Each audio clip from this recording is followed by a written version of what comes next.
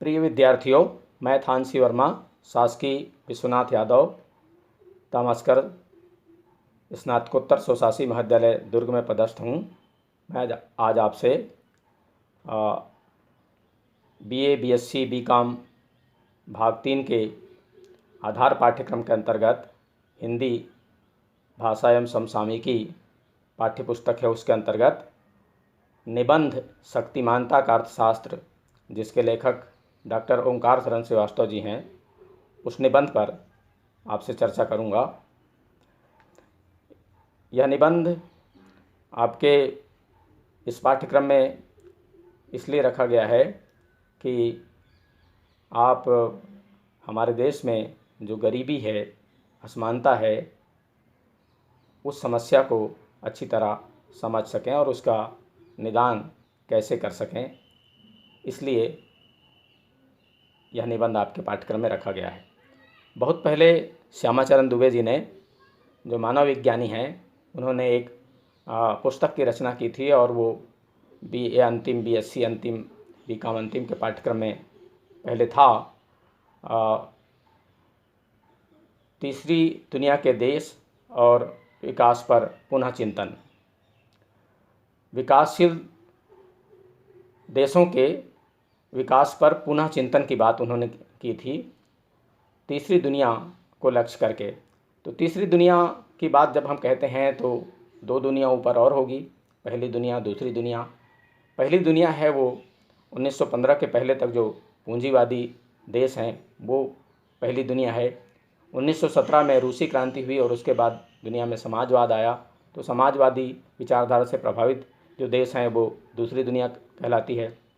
और द्वितीय विश्व युद्ध के बाद जो देश स्वतंत्र हुए वो आज अपनी विकास की प्रक्रिया में है, विकास कुछ आगे बढ़ गए विकास की प्रक्रिया में और कुछ विकास कर रहे हैं, ऐसे देश तीसरी दुनिया के देश कहलाते हैं। उनकी तमाम तरह की समस्याएं हैं, गरीबी, बेकारी, उसके अलावा आवास की समस्या, महिलाओं की समस्या और पर्यावरण की समस्या, ऊर्जा की समस्या। इस तरह इन तमाम समस्याओं को केंद्र में रखते हुए आपका ये पाठ्यक्रम का निर्धारण किया गया है। मैं आज आपसे शक्तिमानता का अर्थशास्त्र निबंध पर चर्चा करूंगा। इस निबंध में पहले पैराग्राफ में लेखक ने संयुक्त राष्ट्र संघ के विकास कार्यक्रम UNDP अर्थात यूनाइटेड नेशन डेवलपमेंट प्रोग्राम में ये जोर दे करके कहा है कि प्रति व्यक्ति आय बढ़ाने से या न्यूनतम आवश्यकताओं की पूर्ति कर दिए जाने से गरीबी दूर नहीं हो सकती है। ये आर्थिक विकास का पैमाना नहीं है, आर्थिक विकास के रूप में इसे देखा जाता रहा है, लेकिन ये पर्याप्त नहीं है। विभिन्न देशों में गरीबी हटाने की बात की जाती है या गरीबी कम करने की बात की जाती है, गरीबी को समूल नष्ट करने की बात नहीं की जाती है। गरीबी की मात्रा में कमी की बात की जाती है, समूल रूप से गरीबी के उन्मूलन की बात नहीं की जाती है। और इसीलिए गरीबी उन्मूलन के लिए और गरीबी उन्मूलन करके जो कमज़ोर वर्ग हैं, उन गरीबी उन्मूलन के लिए उनकी आर्थिक शक्तिमानता बढ़ाने के लिए लेखक कुछ बिंदुओं पर जोर डालते हैं। तो वो बिंदु है सर्वप्रथम परिसंपत्ति विहीनता, जिसे दूर करना चाहिए। भारत में ऐसे 20% लोग हैं जिनके पास कोई भी उत्पादक परिसंपत्ति नहीं है, भूमि नहीं है, कोई उद्योग व्यवसाय नहीं है, उनकी मिल्कियत के रूप में ऐसा कोई संसाधन उनके पास नहीं है। लगभग 15% लोग हैं 2000 की स्थिति में, जिनकी संख्या 15 करोड़ बताई जाती है, उनके पास घरेलू परिसंपत्ति के नाम पर कुछ भी नहीं है। और जब उनके पास परिसंपत्ति नहीं है तो जो भी देश में विकास योजनाएं बनाई जाती हैं तो उन विकास योजनाओं का लाभ भी उनको नहीं मिल पाता है। इन विकास योजनाओं का लाभ है किनको मिलता है? यहाँ लेखक ने एक कहावत का उपयोग किया है, जिसका जितना दामन है उतनी उसको सौगात मिलती है। भिखारी को जिसका उसका कपड़े का आकार होता है, उस कपड़े के आकार के अनुरूप उसको भीख मिल जाती है, भीख मिलती है। तो उसी तरह से जिनके पास परिसंपत्ति है उनको उस सरकारी योजनाओं का, शासकीय विकास योजनाओं का लाभ मिलता है, और जो कमज़ोर लोग हैं, गरीब लोग हैं, उसका लाभ उनको नहीं मिलता है। आज़ादी के बाद हमारे देश में भूमि सुधार कानून लाया गया। नेहरू जी ने भूमि सुधार कानून के तहत सीलिंग एक्ट लागू किया और 18 एकड़ सिंचित और 54 एकड़ असिंचित है उसका पैमाना बनाया कि एक किसान के पास 18 एकड़ सिंचित और 54 एकड़ असिंचित भूमि हो सकती है, उससे अधिक होगी तो वो गरीब किसानों में, जो भूमिहीन किसान हैं, उनमें बांट दिया जाएगा। लेकिन इसका अच्छे मन से पालन नहीं हुआ। केवल बंगाल और केरल में भूमि सुधार लागू किया गया, शेष राज्यों में भूमि सुधार लागू नहीं किया गया। और इसीलिए जितने भी विकास योजनाओं का क्रियान्वयन हुआ उसका लाभ है वो बड़े इजारेदार घरानों को प्राप्त हुआ, या जमींदारों को, भूमि के जो मालिक बने हुए हैं उन्हीं को इसका लाभ प्राप्त हुआ। शासकीय विकास कार्य का प्रतिफल है वो उन्हीं को मिलता रहा है जिनके पास मिल्कियत है, जो संपत्ति के मालिक हैं। जैसे आज़ादी के बाद बड़े बांध बने, बिजली परियोजनाएं बनी, तो जिनके पास खेती का रकबा ज़्यादा है उन्हीं किसानों को सिंचाई सुविधाओं का लाभ मिला। इसी तरह से बिजली, सिंचाई के लिए बिजली का उपयोग भी उन्हीं किसानों ने किया। छोटे किसान है उससे वंचित रहे। इसी तरह से आदिवासी हैं, अंग्रेज़ों ने वनों को राष्ट्रीयकरण कर दिया और उसके बाद उन्हें वन से बाहर करने की कोशिश की, लेकिन उस समय वो ऐसा नहीं कर पाए।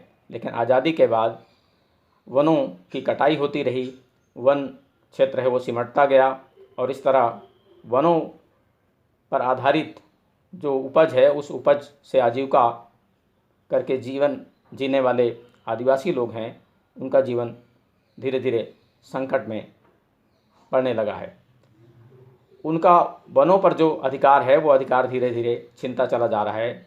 वनों को वो अभी तक घर समझते थे और वनों को ही, वन के उपज को अपनी संपत्ति समझते थे, लेकिन धीरे धीरे उन्हें वहाँ से बेदखल किया जा रहा है और इसलिए उनकी स्थिति कमज़ोर होती चली जा रही है।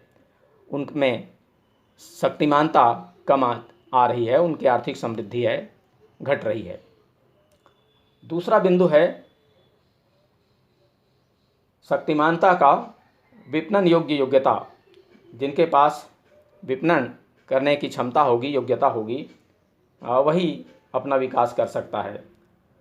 हमारे यहाँ शिक्षा की जैसी स्थिति है, औपचारिक शिक्षा या पारंपरिक शिक्षा है, आज उस शिक्षा का कोई ज़्यादा मायने नहीं रह गया है।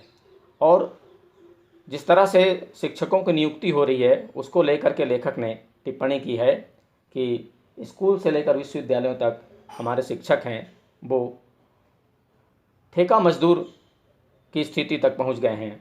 उनकी नियुक्तियां जिस तरह से हो रही है वो लगभग ठेका श्रमिकों की तरह है। और इसीलिए ऐसी शिक्षा जहां हो वहां पर शिक्षण संस्थाओं में किस तरह का शिक्षण कार्य होगा इसका अंदाज़ा लगाया जा सकता है। कंप्यूटरीकरण से भी साधारण लोग हैं जो छोटे मोटे बाबू की नौकरी प्राप्त करते थे, वो नौकरियां भी छिनती चली जा रही है। एक कंप्यूटर है वो 2-4-10 लोगों का काम कर लेता है। एक कंप्यूटर ऑपरेटर के माध्यम से पूरे कार्यालय का काम चलाया जा सकता है। तो पहले 2-4 लोगों की नियुक्ति हो जाती थी, अब वो नियुक्ति भी लगभग बंद होती चली जा रही है। इस तरह रोजगार का संकट पैदा हुआ है। ग्रामीण क्षेत्रों में, शहरी क्षेत्रों में उन्हीं लोगों को काम मिल पा रहा है जो कोई न कोई हुनर रखते हैं, कोई विशेषज्ञता रखते हैं। तो ऐसे हुनरमंद लोगों की मांग बाज़ार में है। बाज़ार में जो मांग है उसके अनुरूप अगर उनमें हुनर है या विशेष योग्यता है तो उन्हीं लोगों को रोज़गार मिल सकता है, दूसरों को रोज़गार नहीं मिल पा रहा है। और इस तरह से आगे जिस तरह से आर्थिक समृद्धि बढ़ी है उस आर्थिक समृद्धि का लाभ है वो देश के बड़े लोगों को मिला है।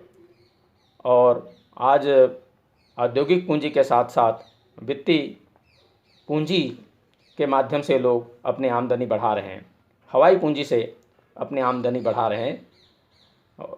सट्टेबाजी या शेयर मार्केट से जो पूंजी बढ़ रही है उससे उत्पादन तो होता नहीं है, और ऐसी स्थिति में मुद्रास्फीति बढ़ती है।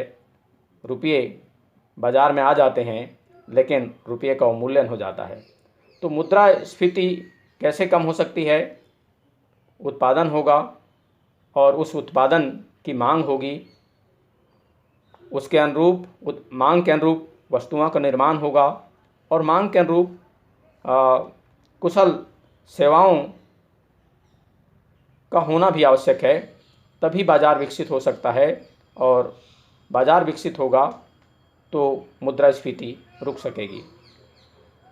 एक भारतीय मूल के अमर्त्य सेन जैसे अर्थशास्त्री हैं जिन्हें अर्थशास्त्र का नोबेल पुरस्कार मिला था, उन्होंने 2001 में फिर से कहा था, फिर से इस बात पर बल दिया था कि संपूर्ण भारत में केरल मॉडल को अपनाया जाना चाहिए, जिससे पिछड़ेपन, टोना टोटका, मंत्र तंत्र, रूढ़िवाद, जातिवाद, वर्गभेद, असमानता आदि दूर होगा। जो संकुचित मनोवृत्ति है उसको त्याग करके लोग विशाल हृदय बनेंगे, और इस तरह से उस मॉडल को स्वीकार करके आगे बढ़ा जा सकता है। लेकिन विकास के लिए कोई भी मॉडल होगा वो आगे चल करके स्टैटिक हो जाएगा।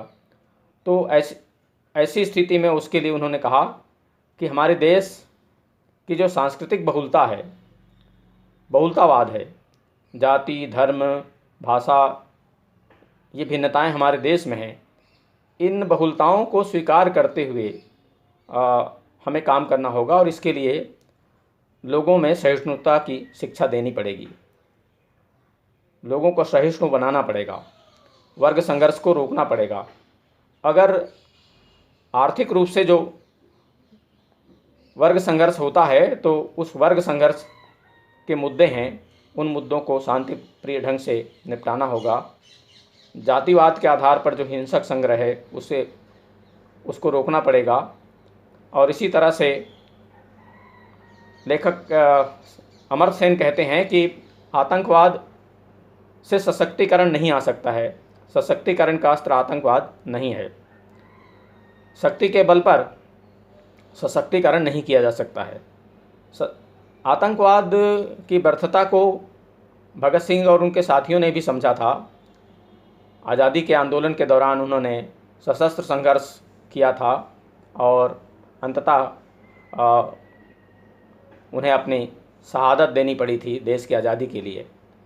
लेकिन उसके पहले भगत सिंह और उनके साथियों ने समझ लिया था कि आतंकवाद के रास्ते पर चल करके देश को स्वतंत्र नहीं किया जा सकता है। दूसरी चीज़, ये जो आर्थिक गैर बराबरी है या मानवीय न्याय का संघर्ष है उसको प्राप्त नहीं किया जा सकता है। किसी भी देश में परिवर्तन के लिए, क्रांति के लिए वो कहते हैं कि क्रांति के तलवार पर विचारों की सान चढ़ाने की ज़रूरत है। तो वैचारिक जो चेतना है उस चेतना को पैदा करने की आवश्यकता है, ये भगत सिंह और उनके साथी मानते थे। तो इस तरह से आतंकवाद उसका हल नहीं है, सशक्तिकरण आतंकवाद से संभव नहीं होगा। शिक्षा प्रशिक्षण से समाज की असमानताएं दूर की जा सकती हैं, और असमानताएं कम होने से ही शिक्षा प्रशिक्षण है बढ़ सकता है। और ऐसे शिक्षित प्रशिक्षित लोग हैं वो अपने सेवाओं को लेकर के, चाहे वो स्वास्थ्य सेवा हों, चाहे दूसरी सेवाएं हों या अपनी दूसरी सुविधाएं हों, उसके हक के लिए वो लड़ सकते हैं और इस तरह अपना हक प्राप्त कर सकते हैं। यह हक उन्हें मिलती भी है।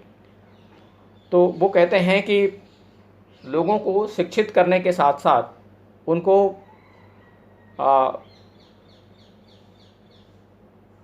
उनके कौशल का विकास भी करना चाहिए, जिससे वो अपना कोई ना कोई हुनर प्राप्त करके अपने आजीविका कमा सके। तो उसके लिए लगभग 12 वर्षों का मायनेदार प्रशिक्षण, जिसका कोई मतलब हो, जिसकी कोई उपयोगिता हो, ऐसे प्रशिक्षण की व्यवस्था की जानी चाहिए। ITI है या डिप्लोमा पाठ्यक्रम है और छोटे छोटे पाठ्यक्रम हैं, जो जहाँ तक शिक्षा प्राप्त कर लिया है और शिक्षा का आगे वो प्राप्त नहीं कर पा रहा है, तो ऐसे लोगों को उसके रुचि के अनुरूप कोई न कोई प्रशिक्षण दिया जाना चाहिए, जिससे वो अपना रोजी रोटी कमा सके।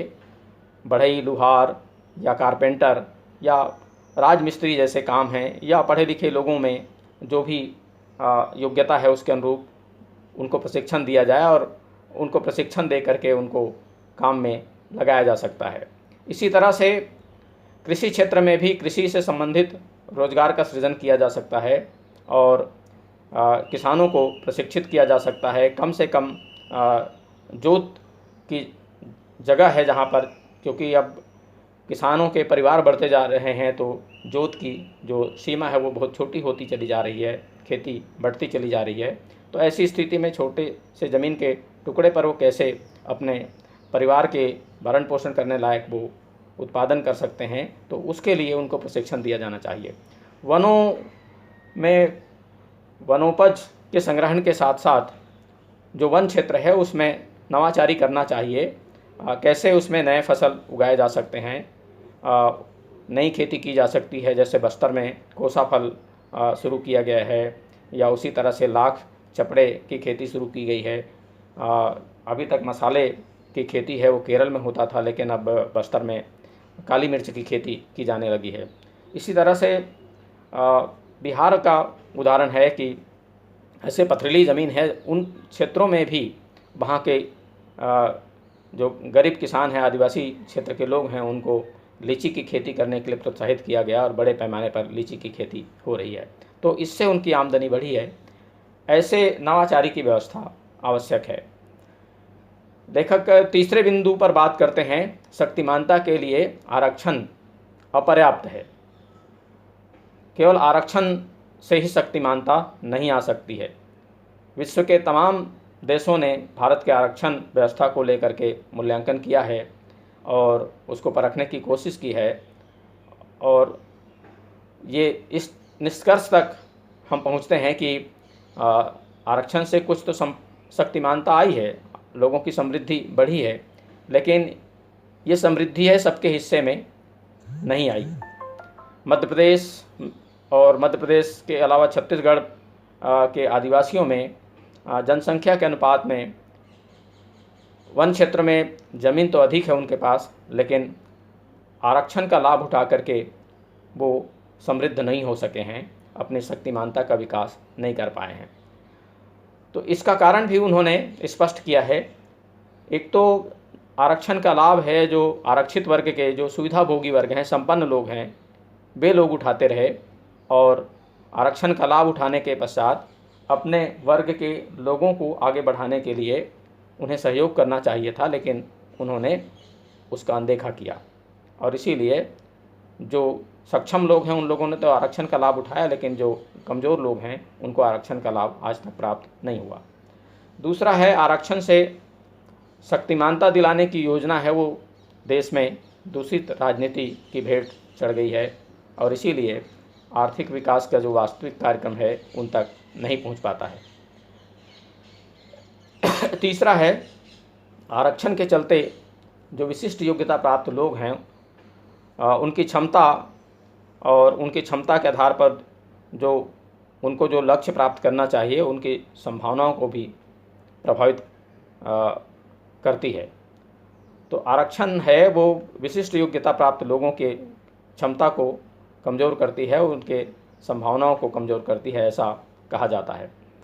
चौथा है, जिन्होंने आरक्षण की सुविधा दी, आरक्षण की सुविधा तो दी गई, लेकिन रोज़गार सीमित कर दिए गए। जो भर्ती नियम हैं बने हुए हैं, और उस भर्ती नियम के तहत आरक्षण के लिए नियम जो बनाए गए हैं उसके अनुसार जो पद निर्मित किए जाते हैं उन पदों पर आज तक भर्ती नहीं हुई। लेखक 50 वर्षों का हवाला देते हैं। 50 वर्ष बीत जाने के बाद भी ऐसे कई पद हैं जिन पर आरक्षित लोगों की भर्ती नहीं की गई और इसका लाभ उनको नहीं मिल पाया। यूएनडीपी का कहना है कि आरक्षण जैसी योजना है वो मात्र आर्थिक सहायता के रूप में रहती है। आरक्षण का लक्ष्य सामाजिक न्याय है, लेकिन सामाजिक न्याय के लक्ष्य को आज भी प्राप्त नहीं किया जा सका है। अब यहाँ पर चौथा महत्वपूर्ण बिंदु है, वो है विकास का सामाजिक अंकेक्षण होना चाहिए और उसमें पारदर्शिता होनी चाहिए। तो विकास योजनाएं जो लागू होती हैं उन योजनाओं के क्रियान्वयन के लिए उस क्रियान्वयन करने वाली जो समिति है उस समिति में जो उसके हितग्राही हैं जिनको लाभ उसका प्राप्त होना है उनको भी भागीदार बनाना चाहिए, उसमें सम्मिलित किया जाना चाहिए। अभी तक होता यह आया है कि विकास योजनाओं के लिए जो भी राशि आवंटित की जाती थी नीचे स्तर तक आते आते बहुत सारा रिस जाता था या बाट बखरा हो जाता था और जो उसके हितग्राही हैं जिन तक उसका लाभ पहुंचना चाहिए उनको नहीं मिल पाता था, भ्रष्टाचार होता था और इसके कारण उनको इसका लाभ नहीं मिल पाता था। और जो भ्रष्टाचार करने वाले लोग हैं उन लोगों को उचित दंड नहीं मिल पाता। उनको दंड मिलना चाहिए लेकिन ये दंड नहीं मिल पाता और वो अपने रसूख का लाभ उठा करके छूट जाते हैं। तो कानून है वो ऐसे लोगों को दंडित करे तभी जा कर के विकास योजनाओं का लाभ है वो सामान्य जन तक पहुंच पाएगा। तो अंकेक्षण, विकास योजनाओं की राशि का अंकेक्षण और उसमें पारदर्शिता होनी चाहिए, ये लेखक कहना चाहते हैं। पांचवा बिंदु है वैयक्तिक, सामूहिक, सहकारी, कल्याणकारी या और स्वयंसेवी संगठनों की जो भी गतिविधियां हैं उसका क्रियान्वयन है वो समन्वित रूप से होना चाहिए, चाहे वो वैयक्तिक हों, सामूहिक हों या सहकारी स्तर पर हों, सरकारी स्तर पर हों या एनजीओ के माध्यम से हों। इन सारी गतिविधियों का संचालन है वो समन्वित रूप से होना चाहिए और तभी जा कर के उसका लाभ है वो हितग्राही तक पहुंच सकता है, अन्यथा उसका लाभ सामान्य जो गरीब लोग हैं उन तक नहीं पहुंचेगा। लेखक ने 2001 के सूखे का उल्लेख किया है, राजस्थान के सूखे का, जहां पर अलवर छोड़ करके राजस्थान के सभी ज़िले सूखे के चपेट में आ गए थे और इस सूखे का मुकाबला वहाँ की जनता ने सब मिलजुल कर किया। उन्होंने जल का प्रबंधन किया और उस जल प्रबंधन का नतीजा आज दिखने लगा है कि पूरा राजस्थान है वो हरा भरा हो गया है। आधे से अधिक राजस्थान में आज हरियाली दिखाई देती है, भरपूर अन्न का उत्पादन होता है। तो इस तरह से पानी का प्रबंधन करके उन्होंने एक बहुत बड़ा काम किया है। पानी तो जीवन होता है और सभी ज़रूरी कामों के लिए पानी का प्रयोग होता है, तो पानी ज़रूरी है। राजस्थान की जनता ने एक बहुत बड़ा काम किया है। लेखक एक बात और कहना चाहते हैं यहाँ पर कि सरकार या किसी की भी आलोचना, कैसी भी आलोचना करने का अधिकार मिल जाना शक्तिमानता के लक्ष्य को प्राप्त करने का साधन नहीं है। आलोचना करने भर से शक्तिमानता हासिल नहीं हो सकती है।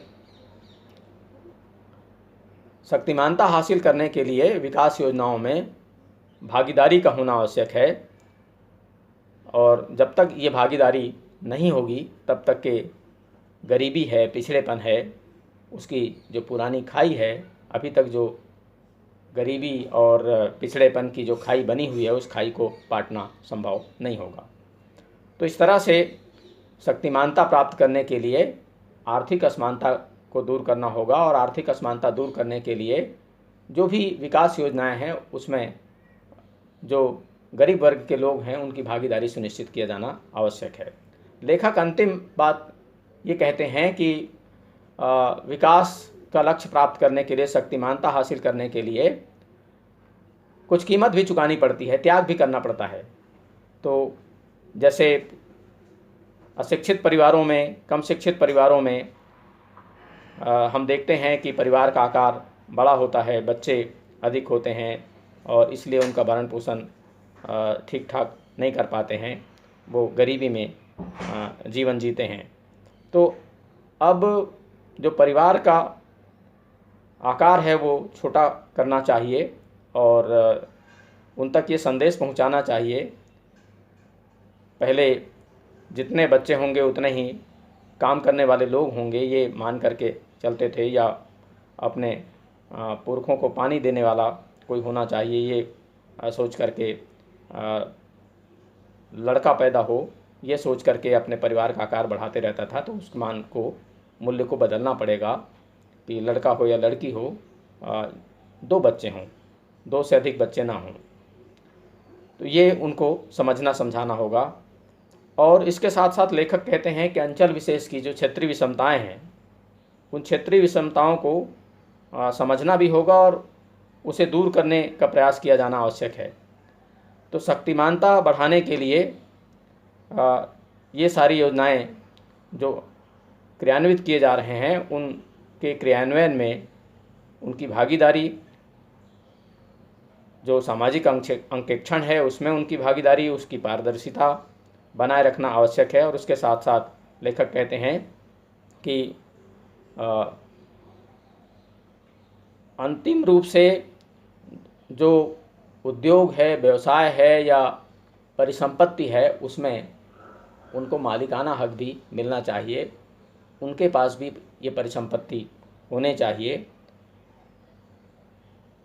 गरीब के बीच में आपस में समानता पैदा करने के बजाय समृद्धि के साथ उनके समानता का लक्ष्य रखा जाना चाहिए। गरीबी में समानता मतलब सबको गरीब बना दें, ऐसा नहीं होना चाहिए, बल्कि सबको समृद्ध किया जा सके, सबकी समृद्धि में समानता है, ये हमारे सामने आज प्रश्न है। और यह समानता हासिल करने के लिए औद्योगिकरण की आवश्यकता है, भूमि के वितरण की आवश्यकता है और उसके साथ साथ जो कौशल विकास की आवश्यकता है। लेखक ये कहते हैं कि ग्रामीण क्षेत्रों में बड़े पैमाने पर औद्योगिकरण की आवश्यकता है, लेकिन यह औद्योगिकरण है, ग्रामीण औद्योगिकरण से ही संभव नहीं है। ग्रामीण औद्योगिकरण का मतलब है कि ग्रामीण जो उद्यम है, छोटे छोटे उद्यम हैं, उतने भर से देश का विकास नहीं होगा या ऐसे लोगों को आर्थिक रूप से समृद्ध नहीं किया जा सकेगा। बल्कि जो ग्रामीण क्षेत्रों में उद्योग स्थापित हो तो उन उद्योगों में उनकी ज़रूरत, जो उनके क्रय शक्ति के भीतर है, उनकी जो आवश्यकता की चीज़ें हैं, ऐसी चीज़ों का निर्माण करके उनमें आर्थिक विकास किया जा सकता है, उनकी आर्थिक क्षमता को बढ़ाया जा सकता है, उनकी समृद्धि को बढ़ाया जा सकता है।